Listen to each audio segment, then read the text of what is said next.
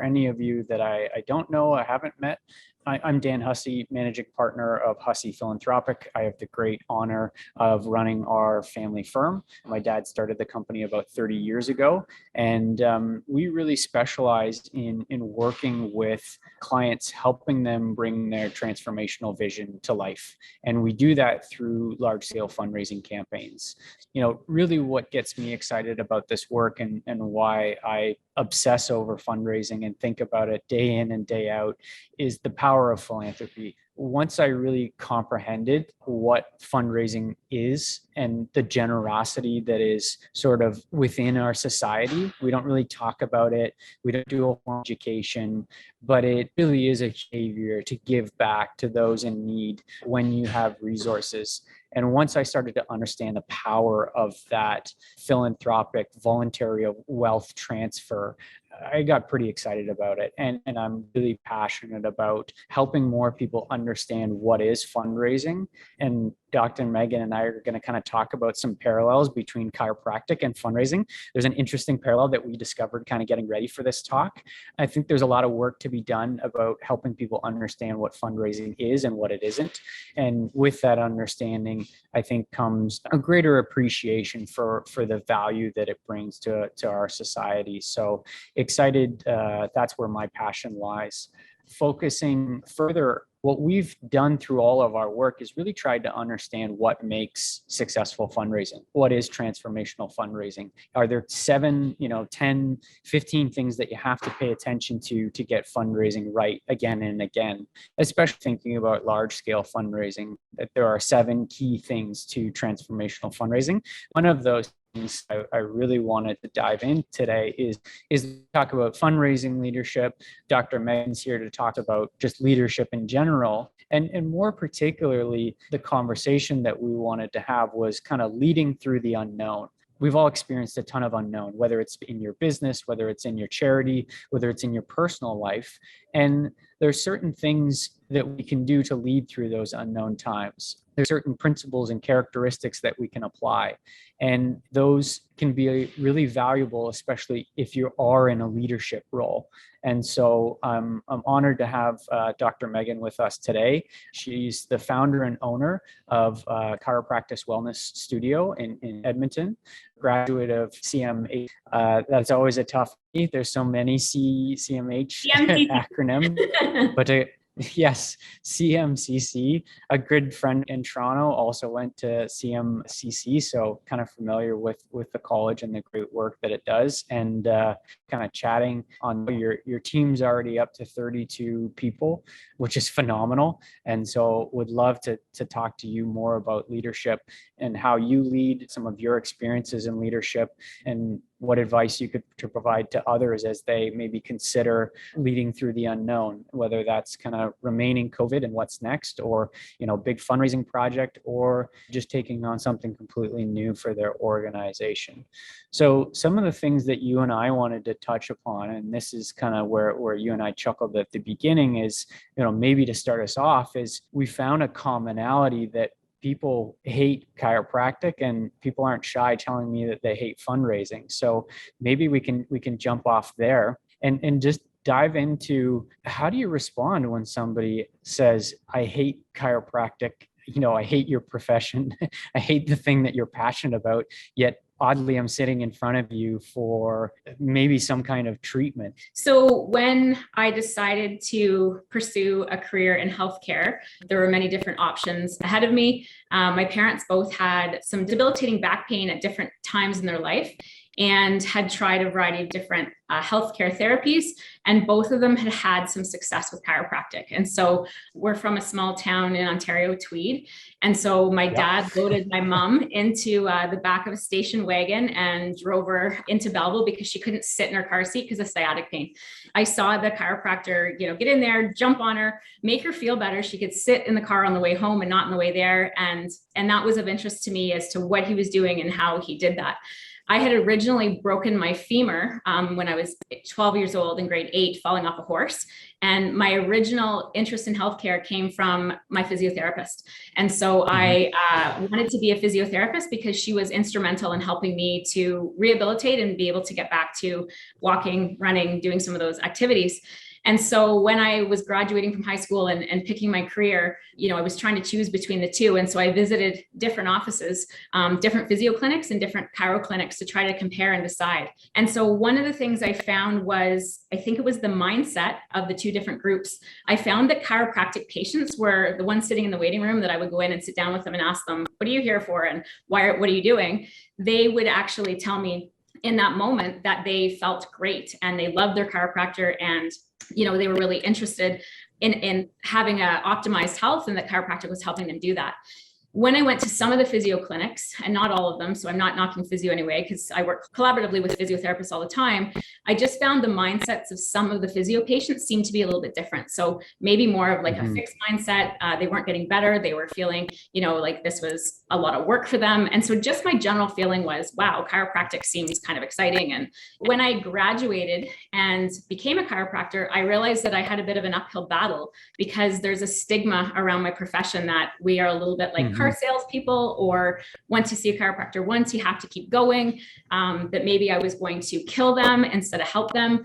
And so there was just a lot of resistance that I realized in the general public. Like when people would ask me what I did and I mentioned I was a chiropractor, they would say, oh, why didn't you just pick medicine? Or why didn't you become a physiotherapist or an optometrist? That seems like a really waste of your time.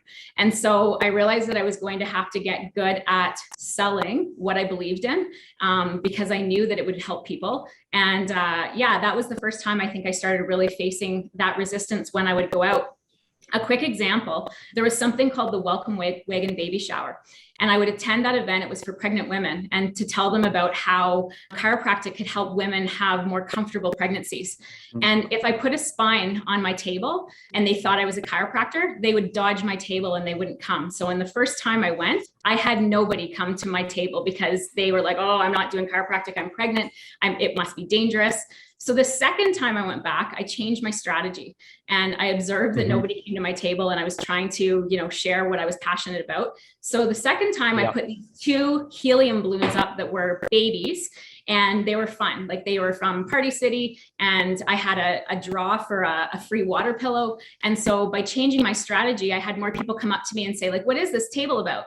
And then I'd be able to share my information. So a lot of times it's getting around the resistance and figuring out how to sell what it is that you're passionate about through changing your approach. That's fantastic. I mean, I think there's a real parallel to any of us who have done fundraising. When you try to get others on your team involved in fundraising, there is that, pretty abrupt, I hate fundraising, I don't want to do it. And it truly is a misconception about what it is. You shared a car salesman, fundraising gets the same, paintbrush of your arm twisting, you're convincing people, you're begging for money, all of these sort of negative connotations. And I couldn't, similar to your profession, I couldn't believe that that's the way people saw our profession. And I couldn't believe it's so far from the truth from what we actually do. We strongly advocate that fundraising is relationship based. It's all about creating a mutually beneficial experience between those who have resources and want to help and those who are experts in helping and need resources. It's really this matching exercise. So the strategy I usually use is that I try to acknowledge and validate that it's normal for them to feel scared. I said, chiropractic is definitely a little bit weird. Not everybody knows what to expect. And, it is actually completely normal. And most of my patients that come in to see me feel exactly the same way as you. So rather than saying there's nothing to be scared of and you'll be fine, I usually try to lean into their fear. And then I ask questions. Yeah. So I do know that mindset is very important. And I want to know what has led that person, A, to be in my chair, but B, to be confident enough to tell me that they still don't think that I'll be able to help them, or they don't like the kind of therapy they think I'm going to give them. And so once I start asking questions like, can you tell me a little bit more about what you know about chiropractic, or, what your expectation is in terms of like where you are today and how long it's going to take you to get better. And we talk about some of the factors that have influenced that person's opinion or their belief system, and try to like go through and answer questions.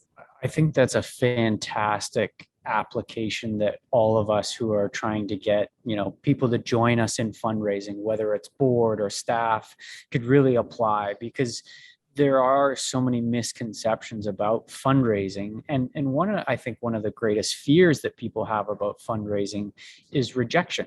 I'm going to get rejected. If I ask somebody for money, they're going to say no to me. And often the people that we ask for money are people that we know. And therefore it's difficult to be rejected by somebody that and to not take it personally. So I think understanding the fears about why may somebody not want to fundraise is a great way to start building that trust, to say, well, in our philosophy, we actually encourage you not to ask for money until you get permission. And I like that your profession also has this informed consent.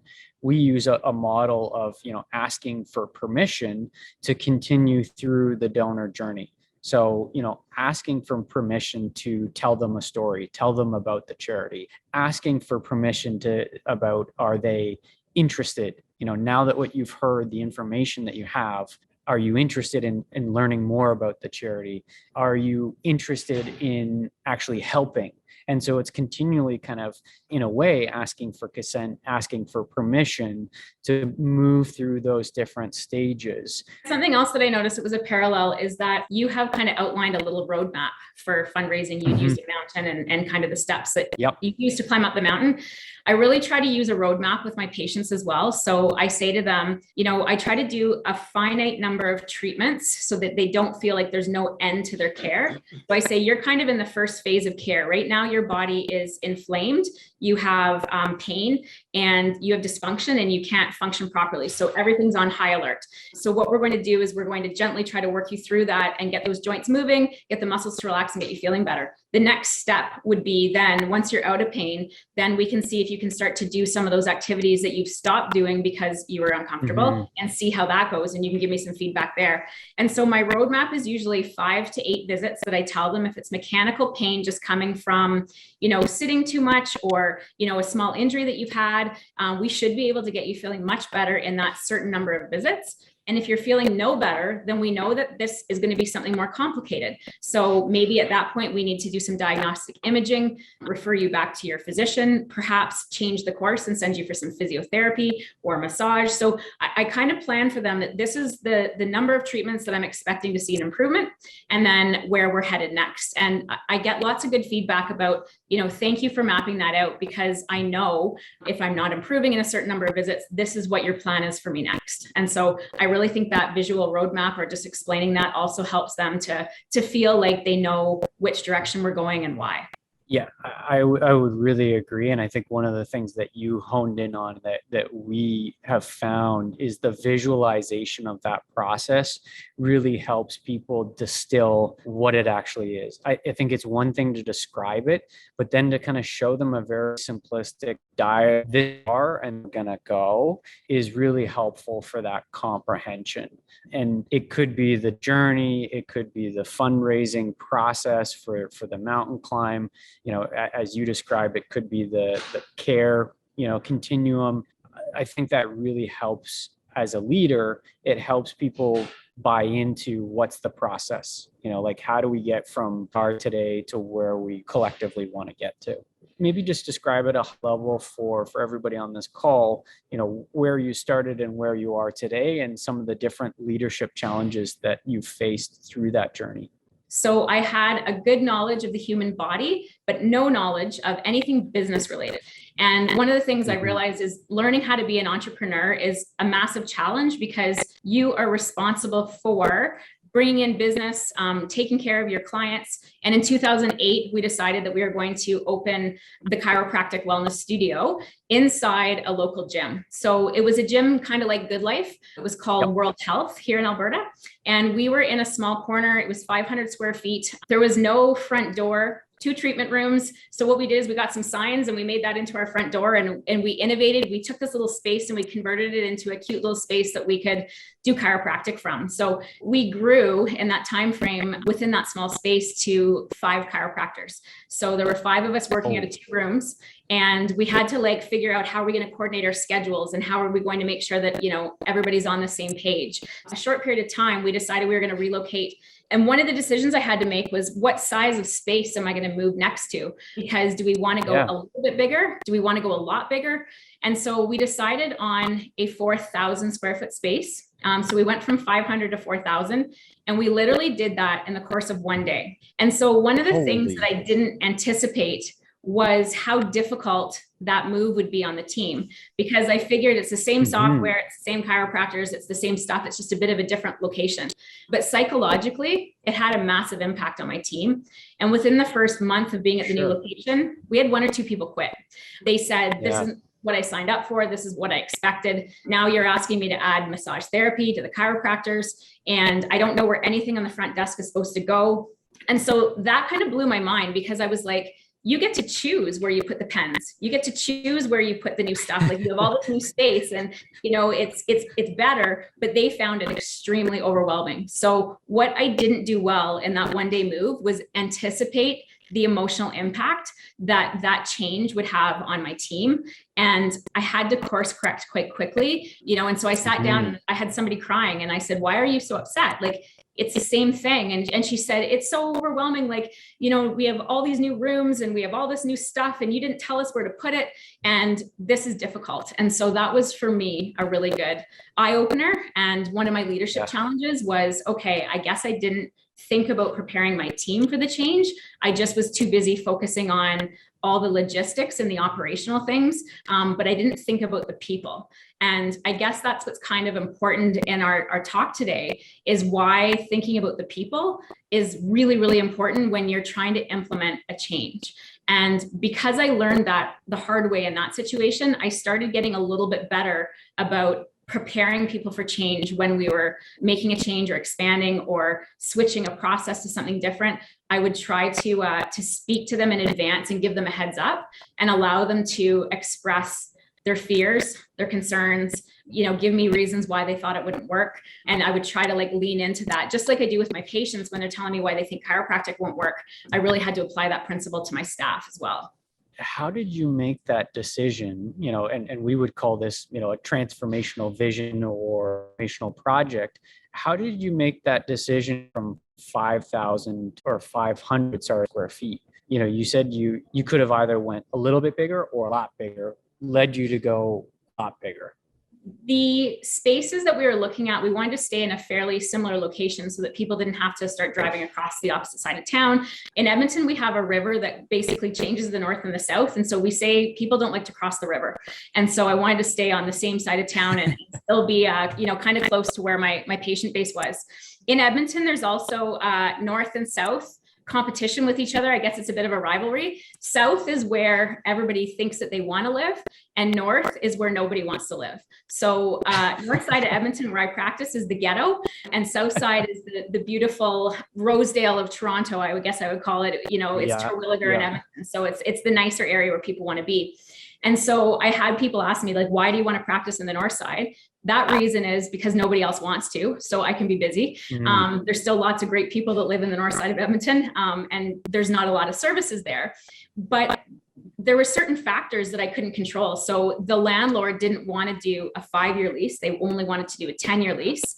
The space that I had selected had excellent proximity to like major highways. There was really good parking outside. And so I thought about, you know, where we were with 5 chiropractors. We knew we were going to add massage therapy. And I thought, if I'm confident enough that I can grow this business, I want to be able to not outgrow the space too quickly. So I had to make that leap into a much bigger space so that I could kind of anticipate my growth over a 10-year period. But what I didn't anticipate was how hard it would be to go from a small space to a big space because I got 8 times the space, and the costs associated with that were 4 times or 5 times the rent that I was paying in the other place. So there were some challenges with our people. And then of course, like that big move from small to large and how I was going to, navigate that as well. And so that was the reason I decided to go that route. And I'm glad we did, because we still have room to grow. We would have outgrown our space already at the 5-year mark,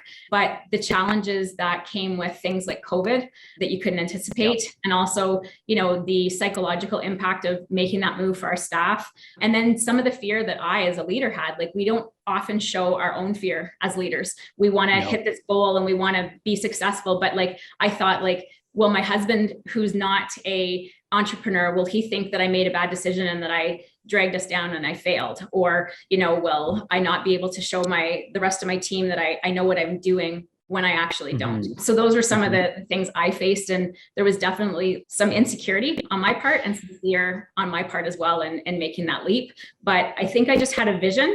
And as the challenges would be like presented to me, I would just have to figure out as I went how to navigate through those challenges, because I think we try really hard to anticipate as many of the things that are going to happen to us. But a lot of times there's things that come at you that you weren't expecting, like COVID. What would you think are some of the things that you would change to address those, fears and insecurities? If I were to do it again and I were to make those changes, I would recognize that there was going to be some resistance. So one of the things I now do is I try to locate the resistors early. I get out there and I ask everybody, how are you feeling about what we're proposing? Like, we want to raise this goal, of how many millions of dollars for fundraising. How do you feel about that? Do you think we can achieve it? And you get your optimists who are like, yeah, I think we can do it. And then, you also get somebody who crosses their arms and goes, well, that's a hefty goal. And you can see immediately that there's a little bit of resistance, or they're not buying in at that point. So I tend to try to focus on that piece. So I can see that person's going to be my naysayer. They're my difficult, person. So I say, tell me more about, like, why do you think that's going to be such a hefty goal? Or why do you think we're going to have a difficulty with that? And they'll say, roll their eyes and say, well, we've always done it this way. People aren't going to want to change it. Or you're expecting me to do more for the exact same pay you're paying me. Or you're, having this grandiose vision that I just can't see, how we're going to get there. And so I usually will try to engage those people, just like with my patients, figure out what the points of concern are or resistance, and then say to them, like, you bring up really good, valid points. I didn't think of that. Would you be willing to work with me on, helping me identify, like, what you think the issues are going to be? And like, maybe you and I could brainstorm or come up with some ideas around, like, when that thing happens, how are we going to navigate through it? And so I try, to see if I can get that person to have a more open mind. I'll ask them sometimes, like, are you willing to trust me and like have an open mind and help me, because I know I can't do it myself. I need a team. And you're right. Like, you brought up some excellent points that, we should address before, we get into it. So that has been really, really helpful for me. And then realizing that mindset is the key to success. Carol Dweck is that psychologist that has talked a lot about like a growth mindset and a fixed mindset. Yep. And they say that a lot of times we develop a mindset as in our childhood. And so if you did well on a test in grade 2 and your mom said, you're so smart, you did great on the test, your idea might be that everybody is just given a certain amount of intelligence and that you can't really change your situation. Whereas if you praise the child's process and the process to get to the goal, not just the goal, and say, you know what, that was really difficult for you to get 99 on your test. And I saw how hard you studied and I saw how hard you worked. Great job. Then you can help people to see that even though there seem to be like large barriers, that we actually can change our own narrative. We can change our story by like, figuring out how to get around the roadblock or how to change our mindset around it. So I think, again, it's like the validation of the concern, but also trying to figure out like where, that piece of resistance is. There's something called toxic positivity. I'm sure some of you may have heard of it, but it's like, no matter what, you have that positive person blowing kind of sunshine up your butt when you're not feeling it. And I think that we try to not do that. Like, you have to, realize like, yeah, this is going to be tough and we're going to have some times where things are not going to be smooth. But if we lean on each other and we use everybody's brain and we all try to think of solutions, there's going to be a bigger chance of success. And, I do sometimes talk about fixed and growth mindset, and I talk about like, the fact that to this day, I look around my clinic and it's a big, beautiful space. And I don't even know how it got built or how it got to where it got. Like, I joke and say it's the divine intervention, because I didn't know how to do any of it. I didn't have my parents guiding me. I didn't have my husband guiding me. He's a government employee as well. And so it was just my vision and my ability to be resilient and to try to like ask for help and to lean on others, when I didn't know what I was doing. I mean, I think that's such a critical part of fundraising, especially as we continue to try to grow the organization. And usually a transformational fundraising campaign is that quantum leap from, where we are today to that next level of the organization. And there are going to be, the detractors, and understanding their concerns. And I think, as you described it, they bring a lot of perspective that you may not have considered, and it's kind of like, well, how are we going to organize the massage therapy and the chiropractors? What's the process for doing that? And you're like, well, I don't know. I didn't, like it can bring you a lot of awareness. Do you review sort of your vision with the detractors and see if there's at least sort of a alignment at that level to say, are you afraid of the growth, or do you not think growth is a good idea for us? Like, do you talk on that level with some of your detractors about like, this is the trajectory? Do you find alignment with that trajectory? I try to. Sometimes people think it's my practice, it's my vision, it's my baby, it's my money maker. Right. And they're like, you just want me to buy into your vision so that it can benefit you. Like, how does this benefit? Right. I'll use an example of last year. We use these electronic health records, but I didn't have a proper way to decrease some of the manual labor that my reception team was forced to do.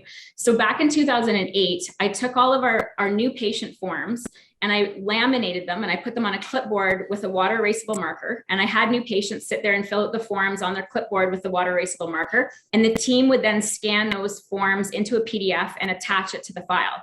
So that was innovative in 2008, having these like laminated forms. Everybody's like, oh my God, this is so cool. How did you think of this? Like, in 2022, writing on, water erasable forms is no longer cool. And we still hadn't changed it in 2021. And so what was getting frustrating is that we had 8 doctors and hundreds of new patients every month.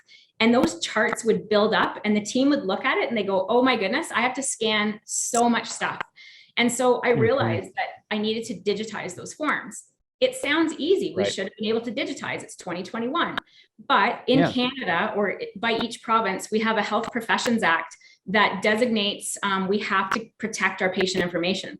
So I can't just scan the forms to like DocuSign and have that information saved in the US, because I would be violating the requirements for my patient's health information.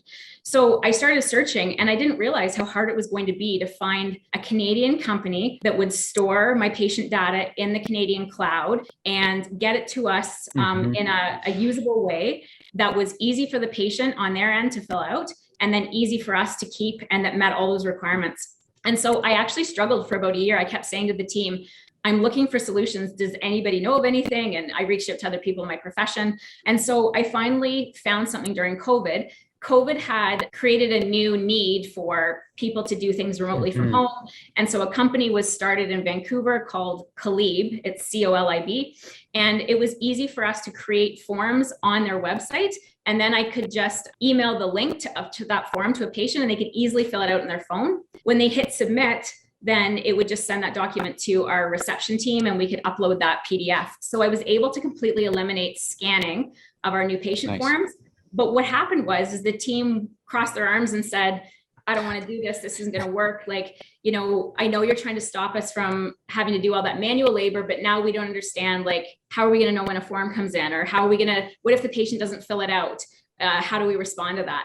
And so I had some people in that moment, again, resisting. And I said to them, you have to see what's going to be beneficial for everybody. The patients aren't going to have to spend hours sitting in the waiting room filling out forms.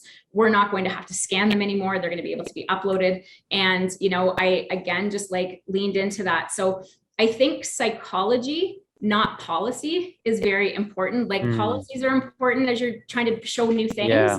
But you also want to really focus on like the internal shift that an individual needs to go through when they're changing their mindset about something, or you're introducing a new concept to your team. And so like asking the questions like, so this is what I'm thinking. How does that make you feel? Like, do you like it? Do you not like it? I do it right from the beginning when I introduce something. And then I ask for like, everybody throw your ideas in the pot. Like, what do you think is going to be hard? What do you think our biggest challenge will be? What do you think it will look like if we're successful? And everybody seems to be open to like, they want to have some input and they want to be able to tell you what they think won't work, what their biggest fear is, and then you have people who are championing it too, saying like, I think this is a great idea. That people person, that people part. It's the same with, you mentioned relationships with fundraising. My success as a chiropractor has been my relationships with my patients, listening to them, being a real person. I use self-disclosure sometimes and say like, you know what, I get back pain too. You wouldn't think I should being a chiropractor, but I do. And so I think just being a real human is important as a leader, because people see you as the all-knowing person with all the answers. And I often say to them, like, I don't have the answers right now. We need to collectively think about the strategy, think about what's going to be hard, come up with some solutions. And then I try to really give people credit when, I don't need to have all the credit myself. I think that's a fantastic description of leadership, being human, being open to the fact that you don't have all the answers, utilizing your team to their fullest ability, because you're right, they have great ideas, they also have challenges, but ultimately nobody wants to be told what to do day in, day out, and they want feedback, they want to be consulted, especially as you go through a transformational change. I think that's the time to really lean into that philosophy. So that's really important. How have you changed as a leader yourself? So what are some of the things that you've had to change about your either leadership style or your working style or the way that you do things, knowing that you've gone from 500 square feet to 4,000 and gone from maybe 2 or 3 employees to 32? What are the changes you've had to make as a leader that you can reflect on and say, I had to do this if I wanted to get to my vision? One of the biggest challenges that I faced as a leader in my business is the HR, or the human perspective of that entire team. So it's only natural for every single one of us as individuals to think about how things look from our own lens, our own perspective.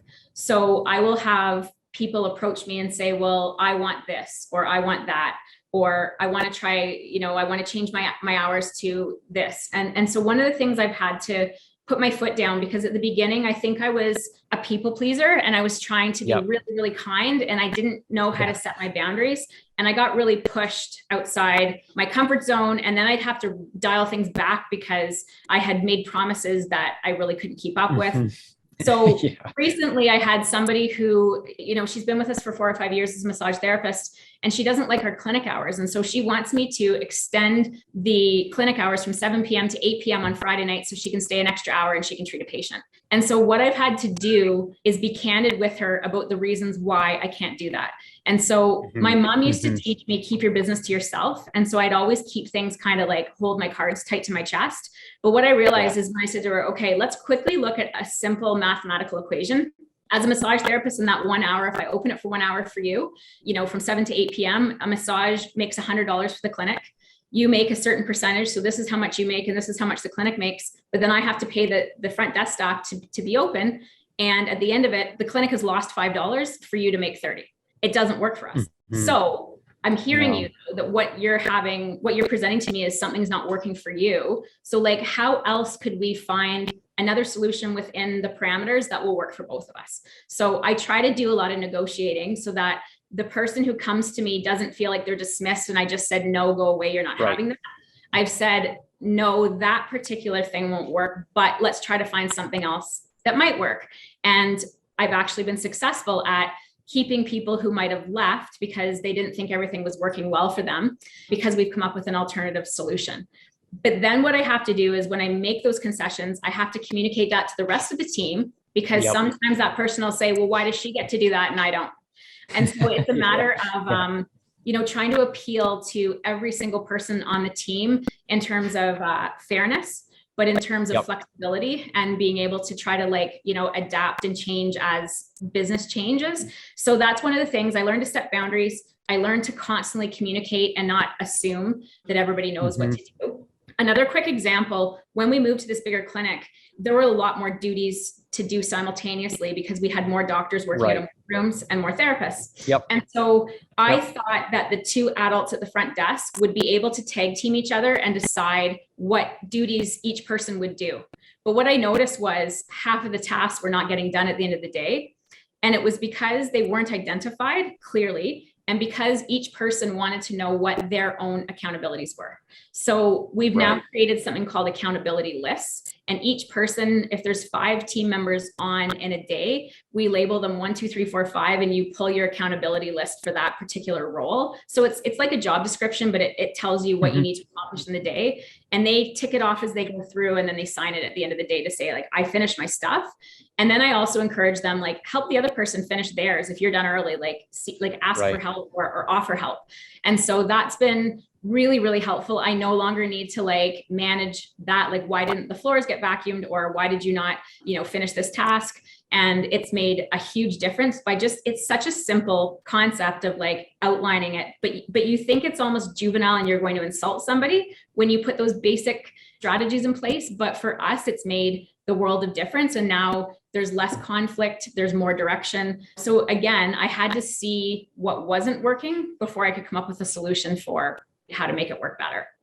I think that makes a lot of sense and probably is relevant to many of the people here as they change their organization, whether it's the physical structure, the layout, or the programmatic, structure and layout. You add in a new program to really start thinking about that accountability. It's ultimately, for a lot of us, is to ensure that we're serving the clients the way that we want to serve them.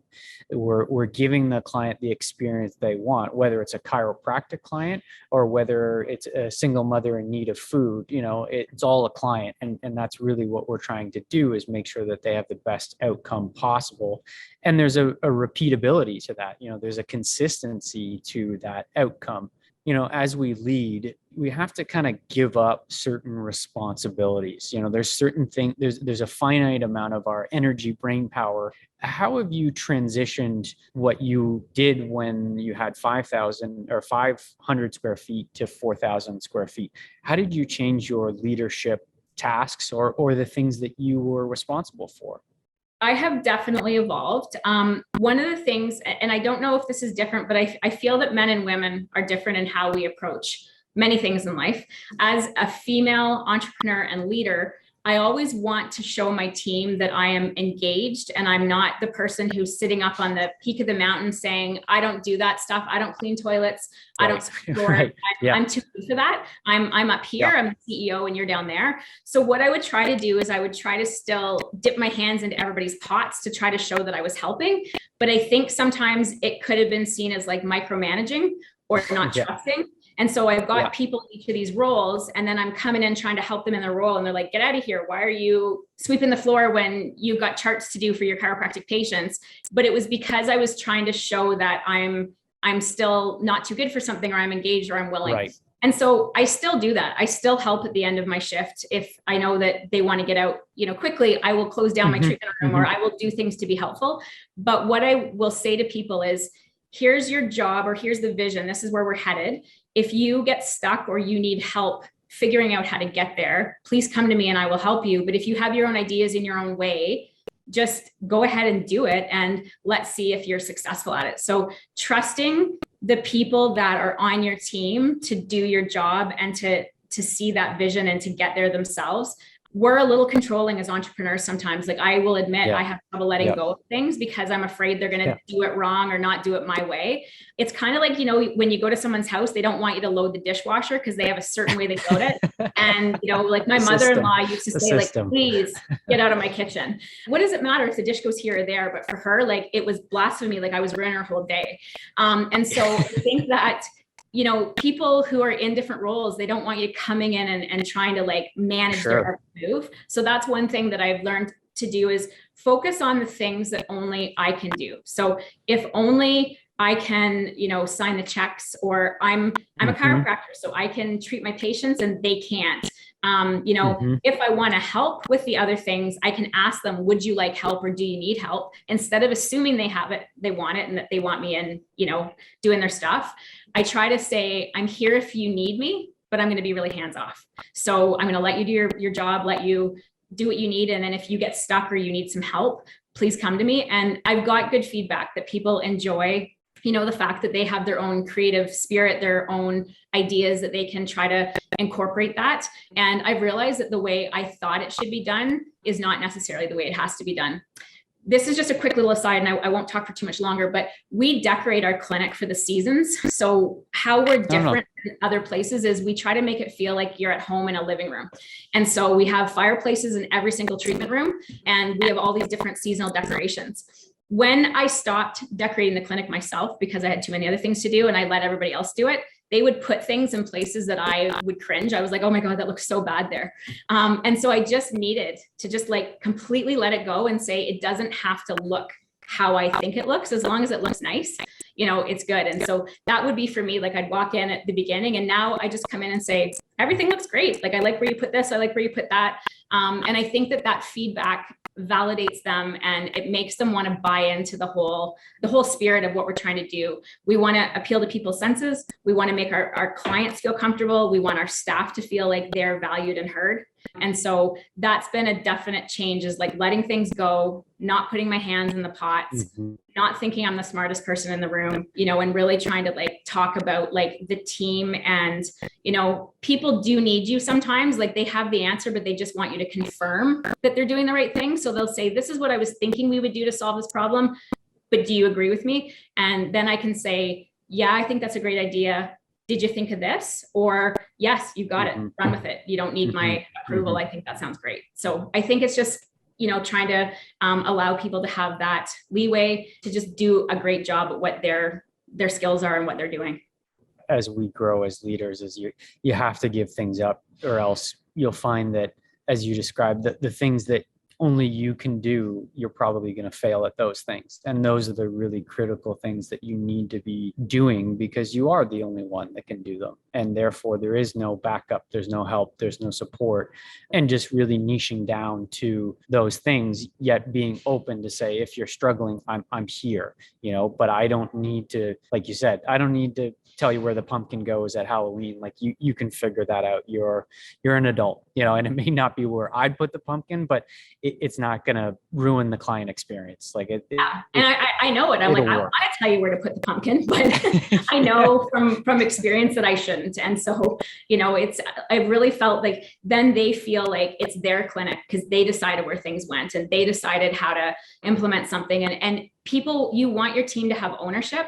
And if you tell them how to do everything instead of letting them contribute and figure it out, I now feel sometimes that people have more pride in our business than even I do sometimes. Like I'll see on Facebook, someone says, do you know a good chiropractor? And my staff are chiming in this group saying, you know, go to the studio and this is what we offer. And they're becoming cheerleaders and champions of, you know, I guess our model and what we're trying to achieve.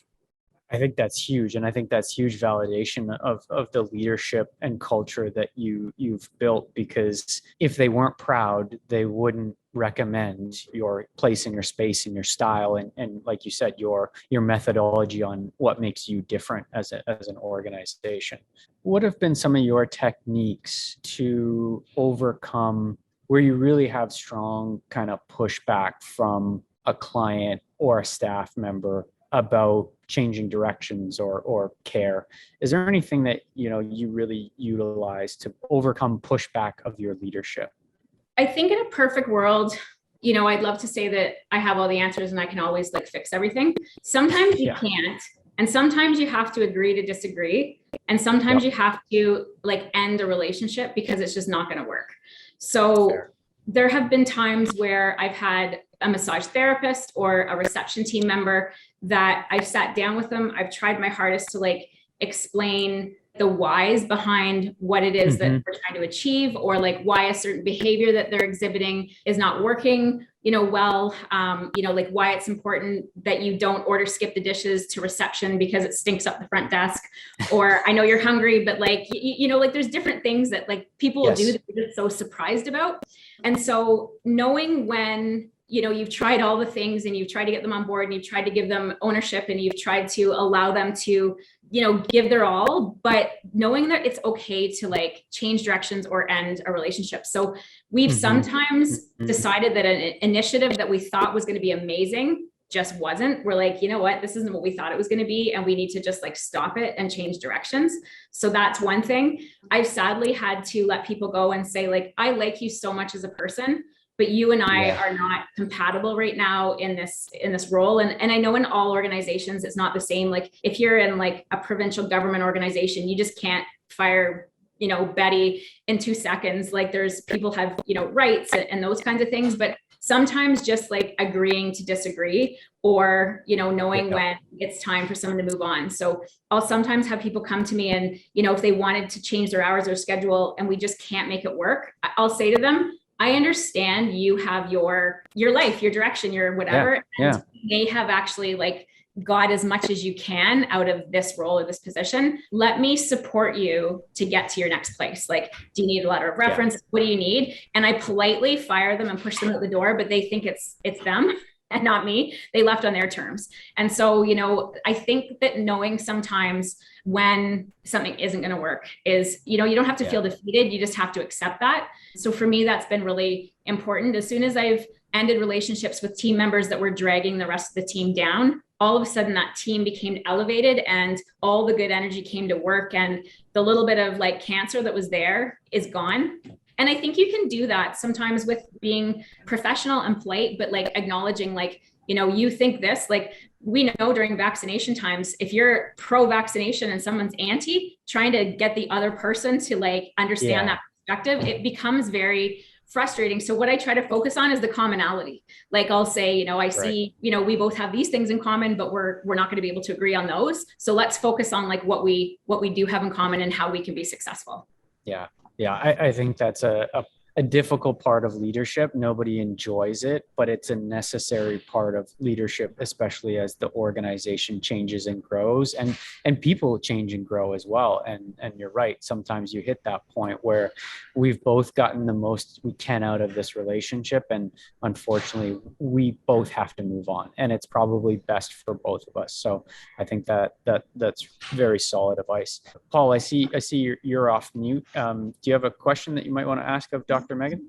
Dan, I don't actually. I just wanted to say thanks for putting this on, and congratulations to Megan thanks to Megan as well for sharing her story, and congratulations on the success of the journey. It's a cool story. Thanks I'm actually not always an entrepreneur. I have been, but I love the entrepreneurial journey, and I'm now in the not-for-profit world, but I think it always takes a lot of guts, and it takes a lot of, just even willingness to change and adapt. And I can hear all of that. So thanks for this. Thank you. One quick tip I have is get entrepreneurial friends. I now will not on a regular basis hang out with government employees anymore because they don't understand me. So I find that like if you surround yourself with people who are on the same journey, but even if they're like much bigger than you or much smaller than you, I love it when like Dan and I can chit chat about we talked about similar but different challenges. I'm like, oh my God, people think they hate chiropractic. He's like, people think they hate fundraising, but we can like help each other even though we're in such different businesses. Like, I said to him when I first met him, I was like, oh my God, fundraising, like that is my nightmare. How do you do this? And so, when he sat down and explained to me like your 7 principles and how you approach fundraising, it was like the light bulb went on for me, just like some of the times it does for my chiropractic patients.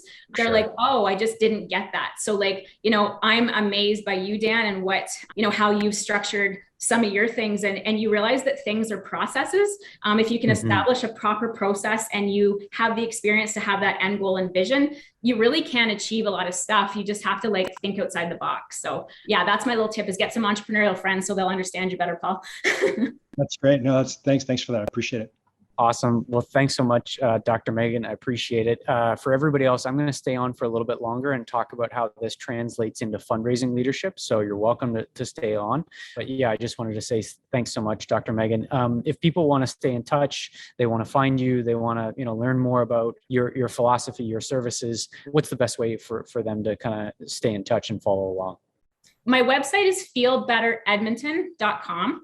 And if you ever have a question just about like whether or not what you're experiencing might be a chiropractic thing, or, anything about leadership, my email is just dr.megan@feelbetteredmonton.com. So it's long, but it's kind of easy. We just want our patients to feel better. And again, thank you very much for considering having me here today, Dan, and for everybody. I wish you all the greatest success with your fundraising initiatives. And I think you're being led by the right guy. He's convinced me that fundraising is not that bad. So, okay, we'll talk to you again. Thank you. Awesome. Thanks, Dr. Megan. Appreciate it. Take care. So yeah, I know some people have to run. More than happy to stay on. I've got sort of a transition to how does this relate to fundraising. So would love to share that with you. So I'm gonna go back to the slides quickly and kind of transition some of the things that Dr. Megan shared with it about leadership and how does that actually translate into fundraising. So how do we turn, this leadership stuff into fundraising leadership? And so as Megan alluded to, we have 7 key things that we focus on around transformational fundraising. And fundraising leadership is one of those critical aspects. When we focus on fundraising leadership, what we're talking about is really you, whether you're in a senior development role, whether you're an executive director, really understanding what needs to be done when you're considering a large-scale fundraising campaign. And it's really, as Dr. Megan talked about, we need to change as leaders, and we need to really consider who we're leading. And often we need to push ourselves outside of our comfort zone. We need to do things that we may have never done before. We don't know the answers to the questions that our team may have, or we may even have. But in order to get to that next level, we really need to push ourselves as individuals. And this is a little bit more mindset than it is strict process. It really does come down to self-reflection and helping those in our organization also make that transition as we grow and as we change. And so this is all about being able to climb that mountain. And that mountain is your fundraising campaign. It may be the large scale project that you're taking on. It's really that process of moving your organization from where they are today to where you want to be. And that really starts with you. It starts with you as a leader, looking at who you manage on your team, looking who you manage and support in terms of board members, and also looking at who you serve in terms of clients and donors. They're all really important in this journey that your organization is going on. And so one of the things that I find particularly valuable as we consider being leaders is coming back to our vision. And that vision really should be in the form of your strategic plan. Not only is it what you personally believe, but it should be sprinkled into your organizational key documents like your strategic plan, our mission, our vision, our values, our key projects, our key initiatives. Where are we going as an organization?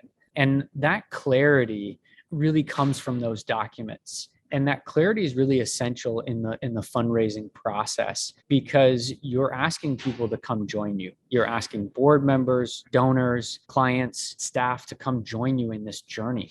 So having clarity about where are we going and where do we see, how do we see the world? You need to be able to answer that question. And anytime that you kind of get lost in where are we going, being able to ground yourself in some of those key documents that can bring you back and guide you to say, oh yes, this is where we're going as an organization. This is the impact that we're trying to make. This is why we're pursuing this new project, whether it's a campaign in terms of a capital project or programmatic. that focus really creates passion. It creates passion in yourself when things may be difficult, but it also creates passion in your team, and it creates passion in donors. If donors are really clear about where the organization is going, the impact that we're trying to make, that better world end state that we're trying to get to, it's a lot easier to ask people to come join you. If it's not really clear where we're going and we're not really clear about the impact that we're trying to make, it's really hard to get people passionate and involved and trying to get them to come alongside you. And so ultimately, what we need to think about as leaders as well is if we're going to go on this mountain journey, we're going to climb this mountain and raise a whole lot of money to fund a new, innovative, large-scale project. We have to make sure that we don't try not to lose too many people along the way. And that's kind of where Dr. Megan and I finished off is you're going to lose some people, but you don't want to. We don't want to lose anybody. And so we really have to think about everybody, team, board, clients, and donors, and making sure we all kind of get to the end of this journey together. The importance of having that clarity of vision from a fundraising perspective, you as a leader know where you're going. It really turns into performance of the organization. And that's also something that donors are looking at. They want to invest in organizations that are clear about where they're going, and they are going to make an impact. This innovative, large-scale project that you're asking them to fund is going to make the world a better place. So being really clear about this vision and that living with you and you being unwavering about this, it might be hard. We're going to have to change. We're going to have to innovate. Things are going to be different, but I'm confident that this is the right direction for our clients, the people that we serve, and our organization. And ultimately, if we want to make a bigger, better, faster, stronger impact, this is the direction that we need to go as an organization. And now it's more about a conversation with the donor of come join us. Will you come be a part of this journey? And if you're clear about where the journey's going, you have a higher probability of getting people to come join you because there's no confusion about what does it look like when we get there and who are we trying to help. And so we talked about your organization is changing. This is a great sort of graphic that was developed to talk about the different stages of a charity. And so we start with an idea and then we move into a startup and then we grow and we mature and hopefully we don't decline. But within all of this is essentially your transformational projects, whether that's capital or programmatic in nature. Those are the things that help move you through these different stages. And so being a leader, you kind of have to understand where is my organization. Just because your organization is 25 years old doesn't mean that you're not in growth mode. Doesn't mean that you're not in startup mode. We just hired an executive director or we just, finally got some fundraising staff. Also, your organization may be only 5 years old, but you've peaked. So you could be in decline. So really trying to understand where is your organization and what do we need to ensure that we're headed in the right direction? And am I giving myself enough time as a leader to think about that? And so these transformational projects that we're talking about that require large scale fundraising, they're what help your organization move forward from each stage, and can be part of that revitalization. If we're a mature organization, how do we change the things that we've always done to make sure that we're innovating, that we're still serving the clients that we need to serve in the way that they need to be served? And so the thinking really needs to be, what got you here won't get you there.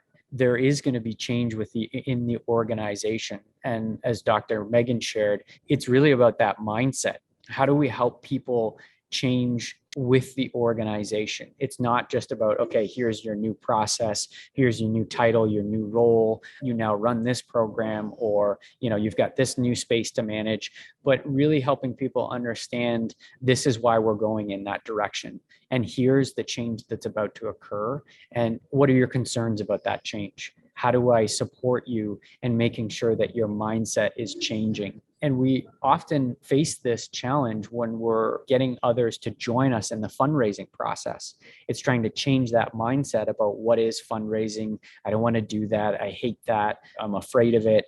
And really trying to break down that challenge, that mindset challenge around, well, this is why I don't like fundraising, or this is why I hate fundraising, and trying to get past that.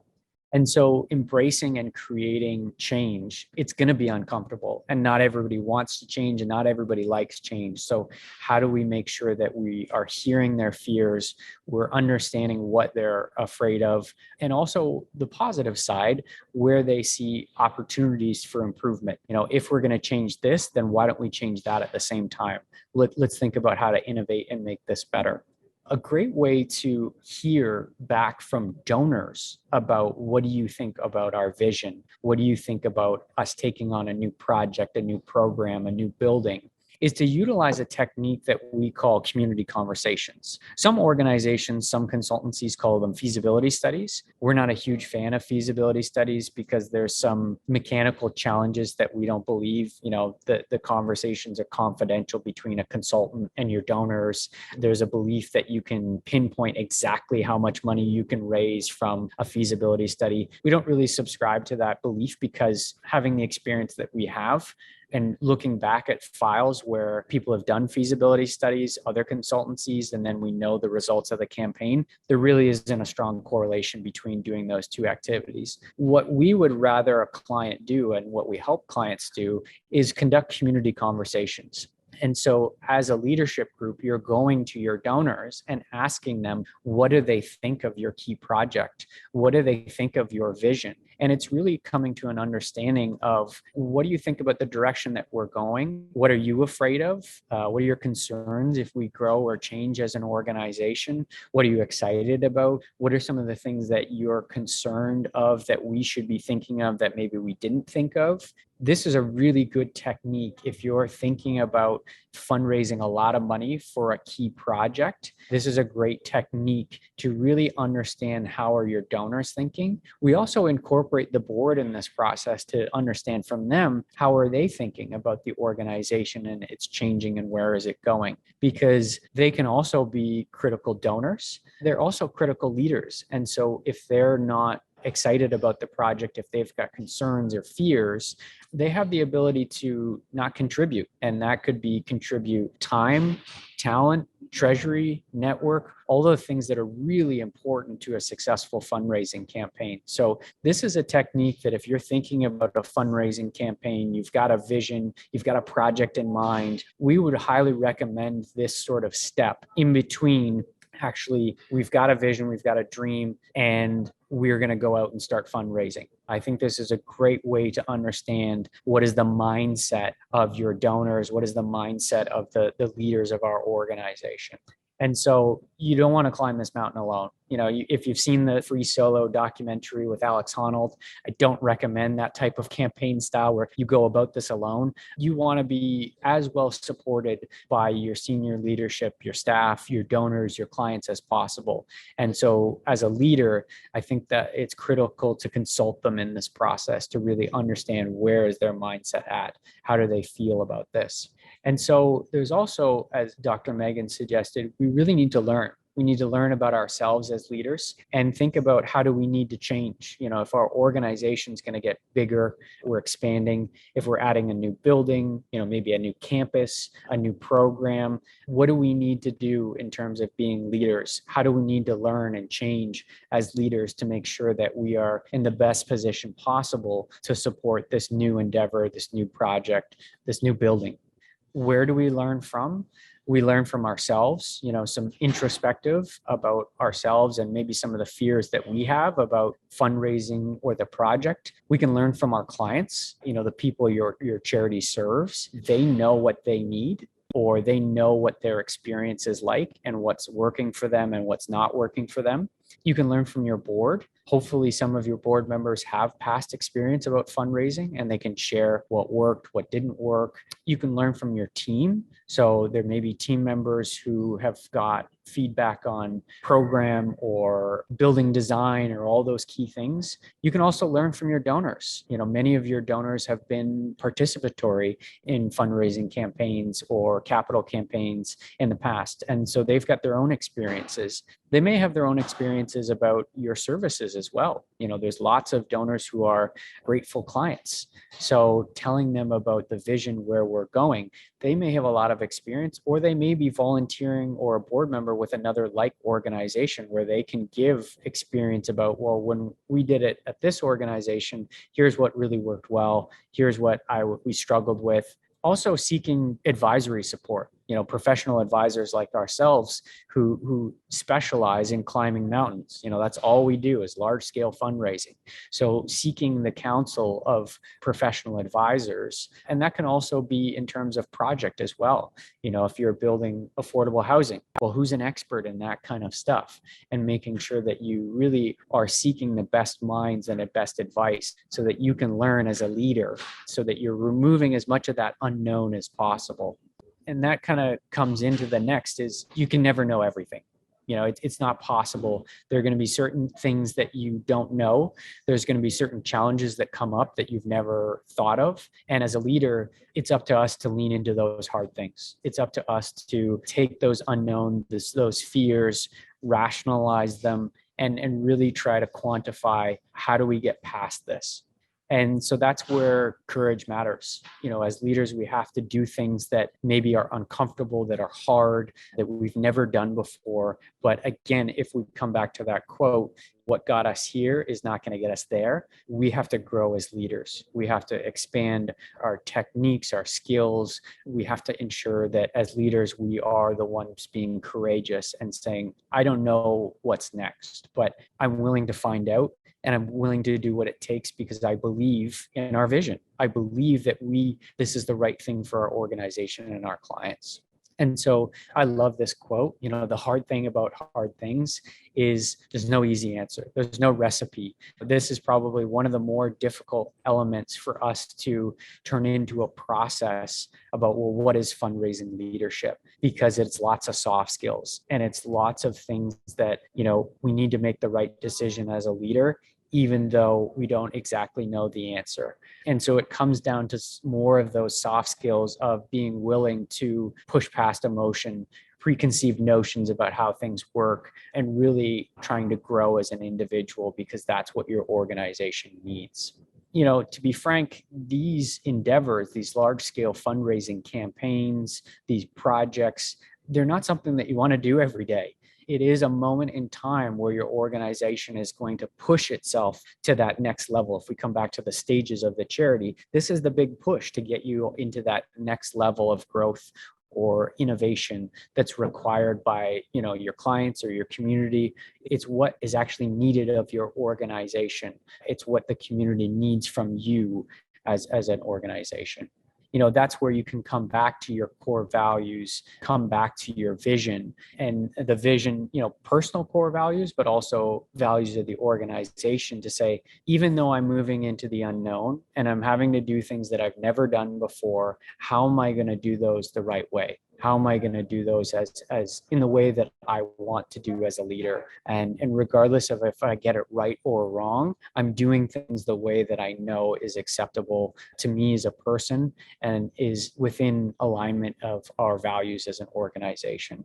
Because all the right answers are not going to be clear, but you can use your values to guide you in making those tough decisions. Where this comes back to the fundraising piece is this is really about relationship-based fundraising. It's about, the organization is going in this direction. We want our donors to join us. We want our donors to come with us. And so we're going to have to consult them. We're going to have to support them because they're going through a mind shift as well. Their mindset about, well, you guys have always done this, or your organization has only been located here, or, you've never, been involved in this kind of support for clients. I didn't think you did that. So there's really going to be a journey that your donors go on as well as your organization grows and changes. And their mindset, their buy-in to this journey is just as critical as your staff team, as your board, because ultimately they're going to be your funders. They're going to be the ones who are investing their capital. They're investing in your organization to make sure that this good comes to fruition. And so it really is this mutual beneficial experience between you have resources, we have expertise. Do you agree with our new vision? Do you agree with the direction that our organization is going? And listen to any of the feedback, any of the, the fears about the direction of the organization. Some of the ways that we do that is by asking for permission in the donor journey. And so as the organization may change in terms of we're pursuing something new, we're embarking on a new fundraising campaign to fund a building or a program, there's going to be a lot of work that is done at the beginning of this donor journey around unawareness to awareness. I didn't know this is the direction that the organization was going. I didn't know there was this community problem that you're trying to solve through this new project, this new building, this new program. So there's a lot of work that we need to do as leaders to ensure that our donors are aware of where the organization is going. And there's different techniques to do that. We have to do that at scale. There's the right time to do that with donors who are very close to the organization that are key supporters versus those who may be community members or public news media outlets. There's different ways and there's different times to communicate that vision based on proximity to the organization. But the key message is when you're thinking about a new project, you're thinking about a new program, you've got a lot of work to do helping people understand or moving from that place of unawareness to awareness. Then we can move through the other stages. Now that they're aware, are you interested in supporting? Does this align with your philanthropic beliefs? If we're moving into this new area of service, is that closer or farther away to the work that you like to do as a philanthropist? In summary, fundraising leadership is absolutely critical to the success of a large-scale fundraising campaign and the project, the large-scale project that you've got, the program that you're trying to implement.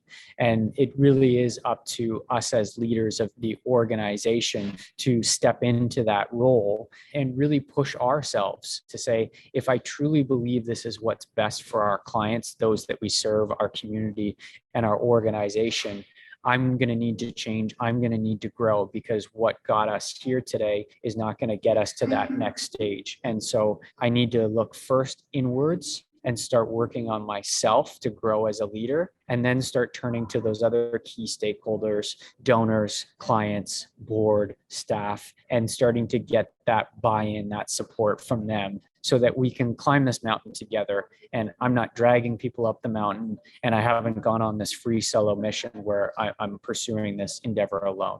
With that, I think that's a great place for us to kind of wrap up. Would love to open up the floor to questions, anything that you wanted to talk about, whether it has directly to deal with leadership today or some other element of fundraising. Happy to discuss that. But yeah, would welcome questions if there are any. Hey, Tina. Hey, Dan. It's not a specific question, but I think your slides are great to go back and reflect on some of the things you were saying, and because as you're going through, I'm thinking about a lot of different things. So will you be sending the slides afterwards? Yeah, so what we typically do, Tina, is we'll actually put up the entire recording. So we're going to put up the entire long form recording, and that'll go up on YouTube. It'll be available for anybody. After, about a week or two, what we try to do is also create a highlight reel. And so if there's specific elements that we've identified that we think are the best and brightest, we'll have created a highlight reel as well on YouTube so you can go through. And then, yeah, feel free. You've got my email. Feel free. Yeah. I'd be more than happy to send you a copy of the slides directly, and we can think about getting that out to everybody who signed up for the webinar as well. There's nothing in here that we wouldn't be more than happy to share with everybody. So yeah, happy to send those over. Okay, great. Thank you. Awesome. You're welcome. So maybe I'll kind of stop it there. I would like to offer for anybody that, doesn't feel comfortable asking a question in this setting, maybe I'll leave it here on this slide. If you wanted to ask a question privately, you wanted to just have a discussion about your organization, where you are, feel free to book in for a free discovery call. You can use the QR code here where it says free discovery call. Or if you're seriously considering a large scale fundraising campaign, we also have our free Campaign Readiness Scorecard. It goes through the 7 key elements. It goes through vision, leadership, all the different other elements, and really asks you some key questions that we would ask of you to determine how ready are you for large scale fundraising.